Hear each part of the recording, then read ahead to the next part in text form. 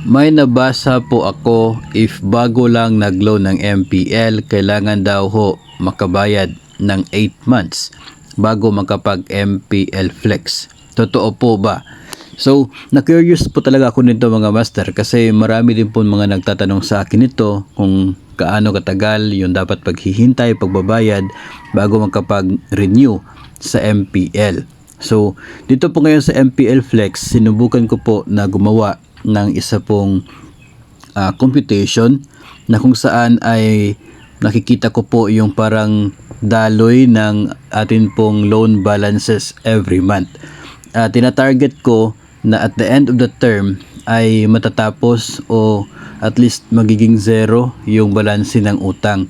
So gumawa pa ako ng table niyan para doon sa magiging balanse ng loan every month after payment po. And ito pong ipapakita ko sa inyo, ito po ay kapag 15 years ang term ng loan.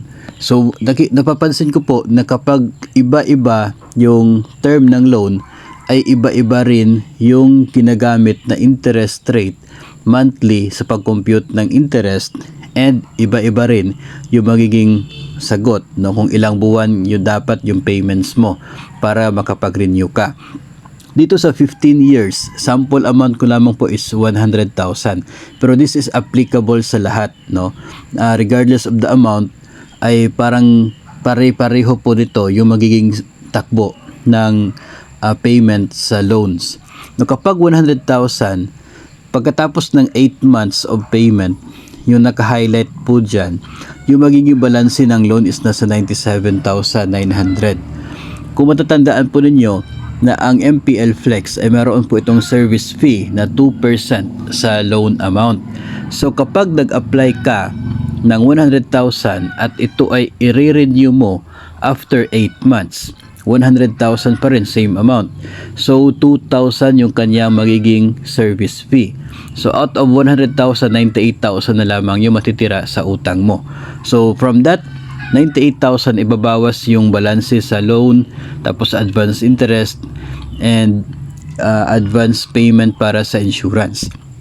So from 98,000 after 8 months magiging 97,900 yung balanse ng utang mo.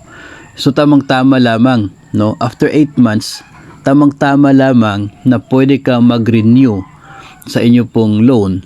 Pero kung mayroon pang magiging deduction for the advance payment until the end of the month, ay hindi pa rin po siya sasapat, no? Parang tamang-tama lamang siya para doon sa deduction sa service fee. Pero as to other deductions tulad ng advance interest, advance payment for interest, ay hindi pa rin sapat yung after 8 months of payment mo kung 15 years yung term ng loan. So masasabi ko dito is at least 8 months, no? Maybe 9 or 10 months of payment, kasi at least lumiliit yung balanse, outstanding balance ng utang mo, no? Constant naman yung 98,000 na matitira.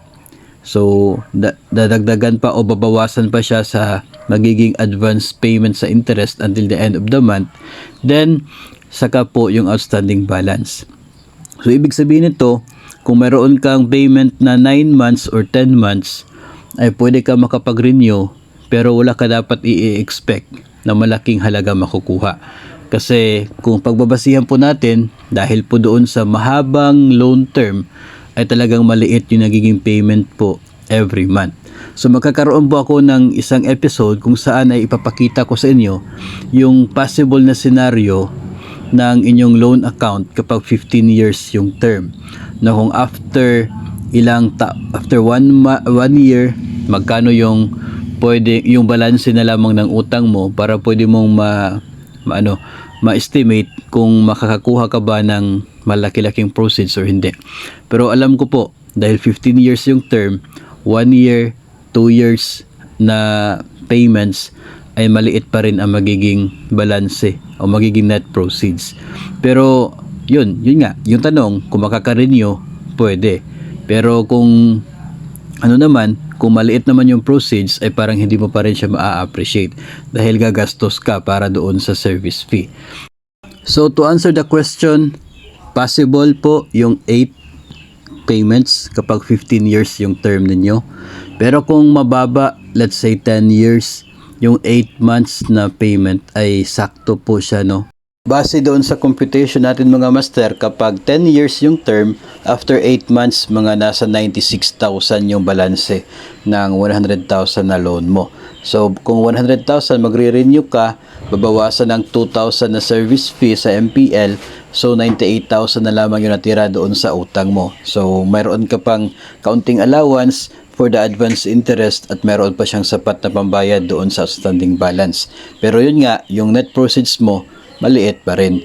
So, ganun po talaga kapag mahaba yung term ng loan na atin pong ina-applyan. At yun po ay katotohanan, hindi lamang po sa GSIS, kundi maging sa mga private lending institutions din.